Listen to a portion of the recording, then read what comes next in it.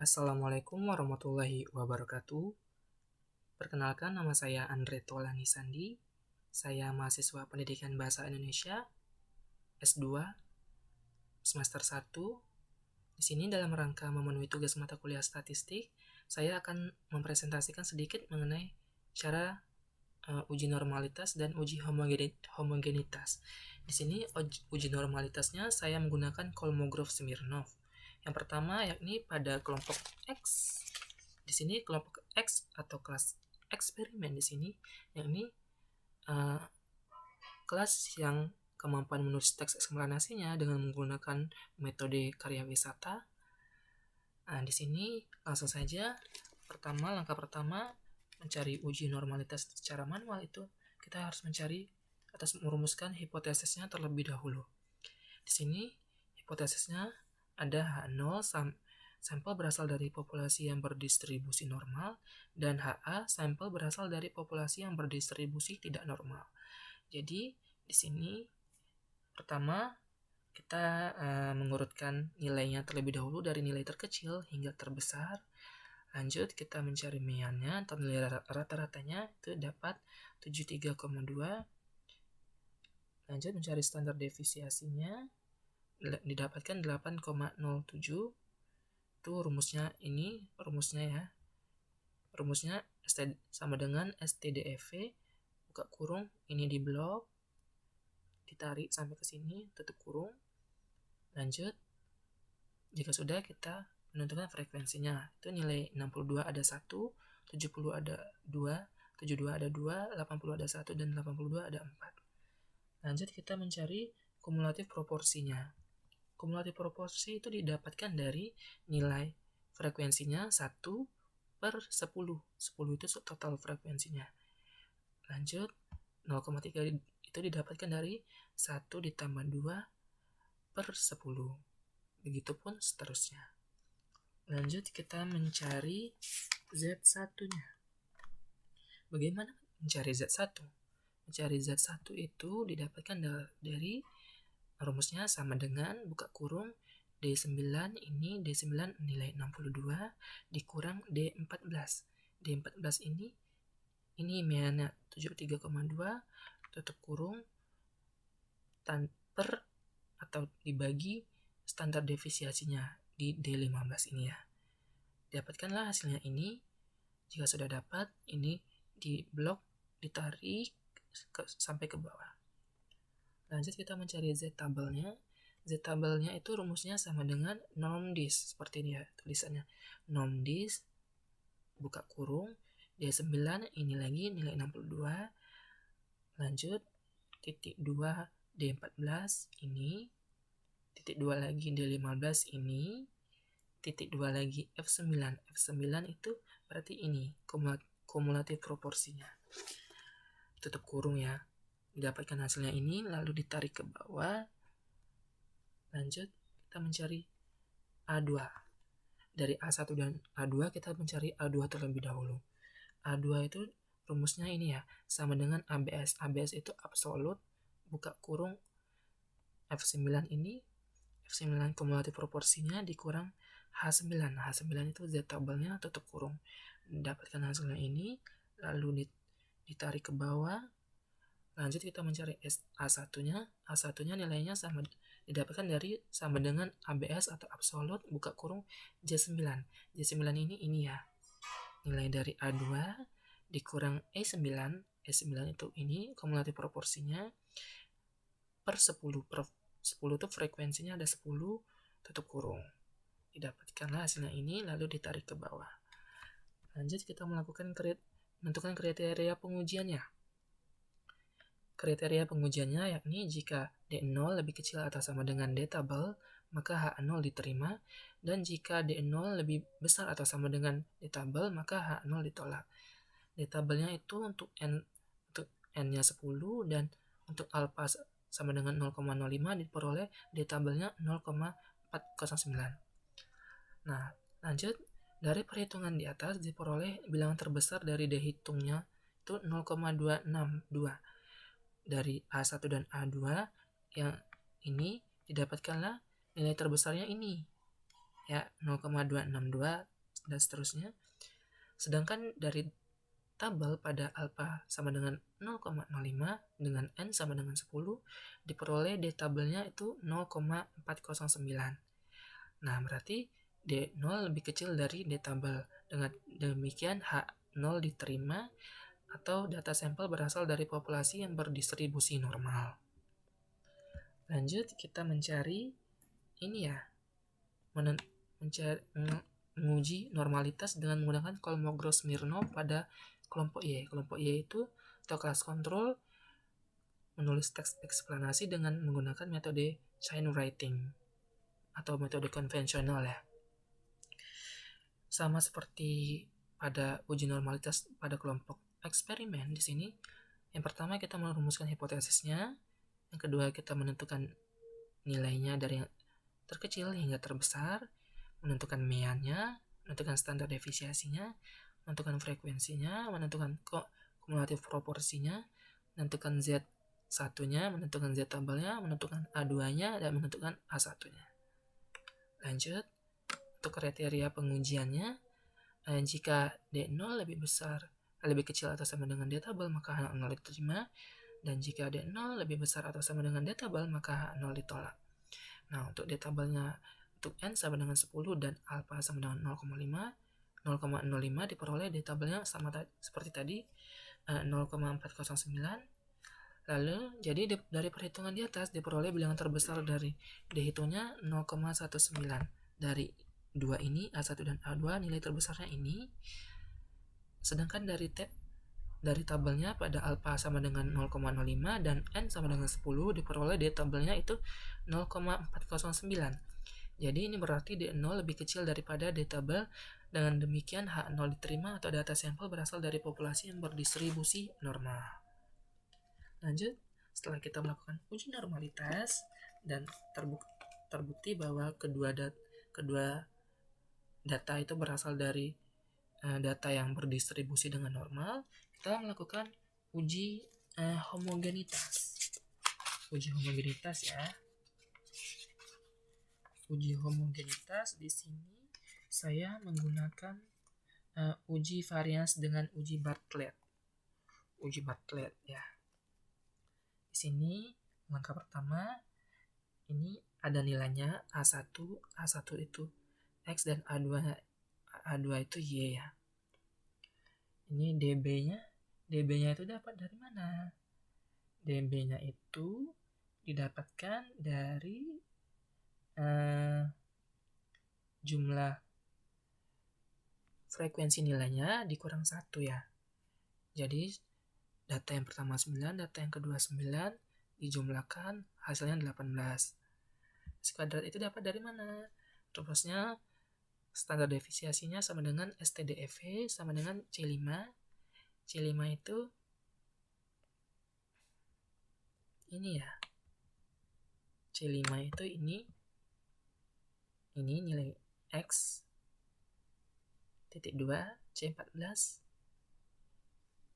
Oh ya, C14 ditarik sampai ke bawah. Nah, didapatkanlah S2-nya ini. Lanjut kita mencari ini sama seperti tadi STDF sama dengan STDV buka kurung D5 ini ditarik sampai D14 tutup kurung, didapatkan hasilnya ini, ditotalkan hasilnya ini. Mencari log S kuadrat.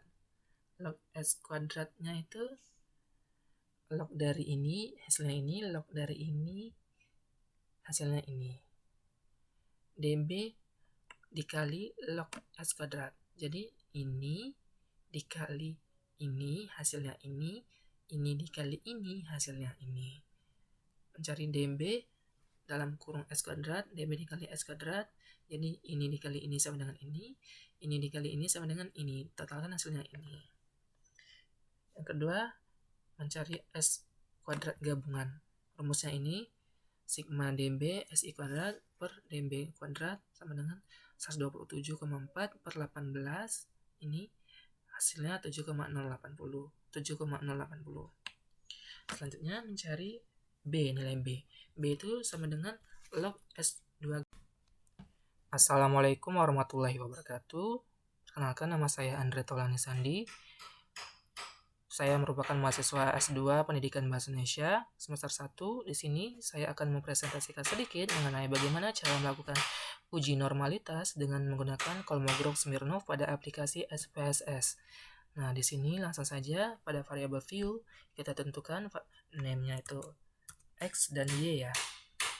Variabel X dan variabel Y, desimalnya kita 0 di 0 saja. Untuk labelnya itu metode karya wisata, untuk kelas eksperimennya X-nya, dan metode chain writing untuk kelas kontrolnya. Nah, jika sudah di data view itu kan ada X dan Y, itu nilainya sudah kita cari tadi. Kita blok variabel X-nya, kita copy, kita taruh di sini ya, di sini. Untuk nilai Y-nya sama, kita copy, kita taruh di sini.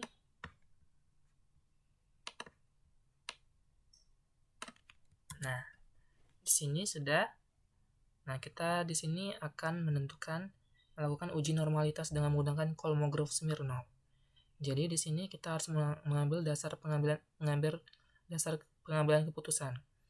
Yakni di sini jika nilai signifikansinya lebih besar daripada 0,05, maka nilai residualnya berdistribusi dengan normal. Sebaliknya, jika nilai signifikansinya lebih kecil daripada 0,05, maka nilai residualnya tidak berdistribusi dengan normal.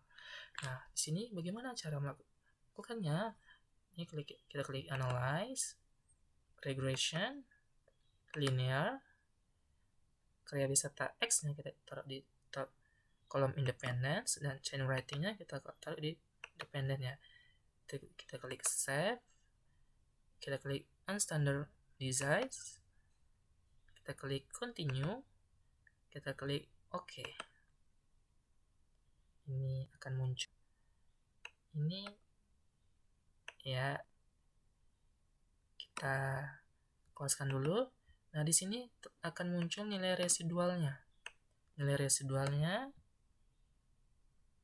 ini. Nah, bagaimana cara menentukannya? Kita menggunakan Kolmogorov Smirnov.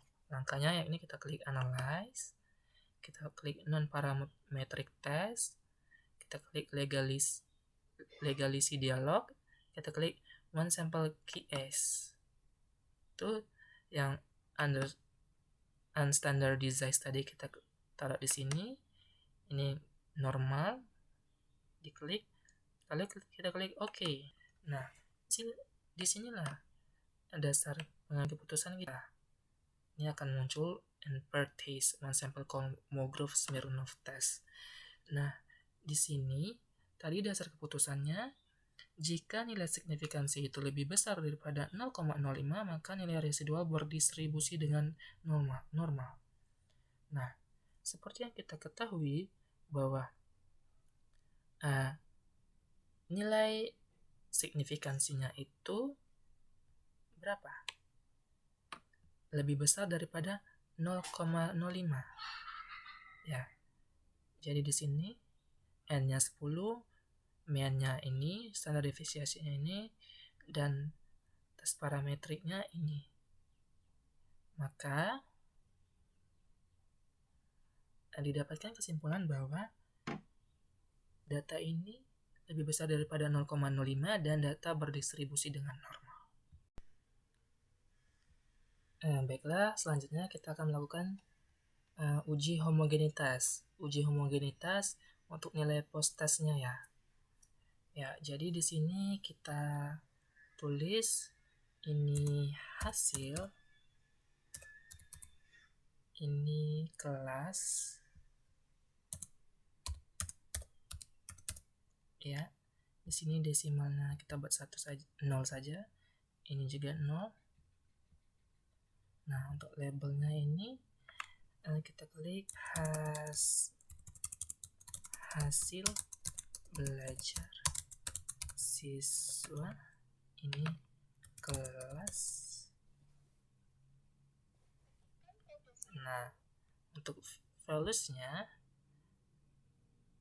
di sini kita klik value-nya itu 1, labelnya itu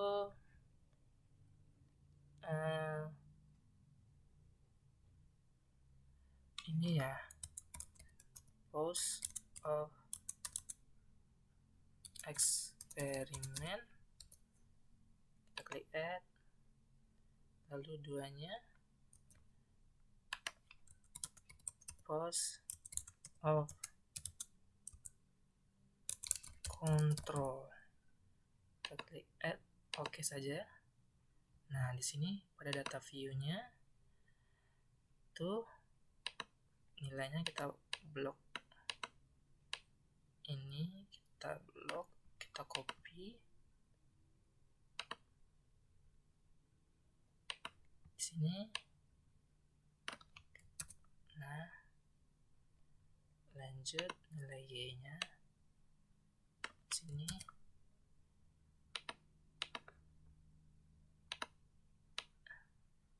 Ya. Untuk labelnya tuh kita beli label 1.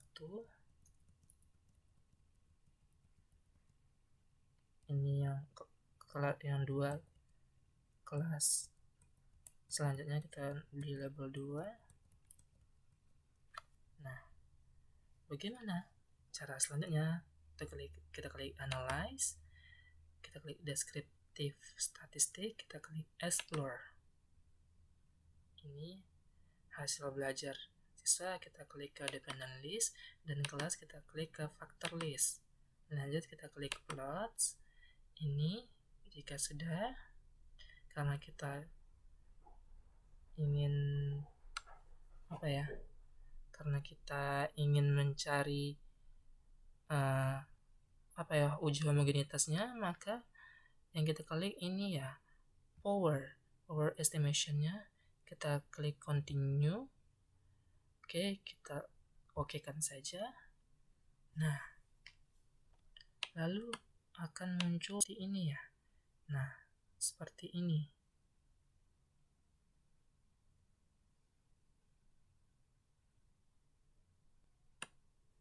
Ya, kita tunggu saja. Ya, ini dia sudah muncul. Ini ya. Nah, dasar pengambilan keputusannya bagaimana? Nah, dasar pengambilan keputusannya ini ya. Jika nilai signifikansinya itu lebih besar daripada 0,5 maka 0,05 maka datanya homogen. Tapi jika nilai signifikansinya itu pada base of mean-nya itu lebih kecil daripada 0,05 maka data penelitiannya itu tidak homogen. Nah, kita lihat nilai base of mean-nya. Nilai based on mean-nya itu 0,737. Artinya lebih besar daripada 0,05. Jadi dapat disimpulkan bahwa datanya berdistribusi secara homogen ya.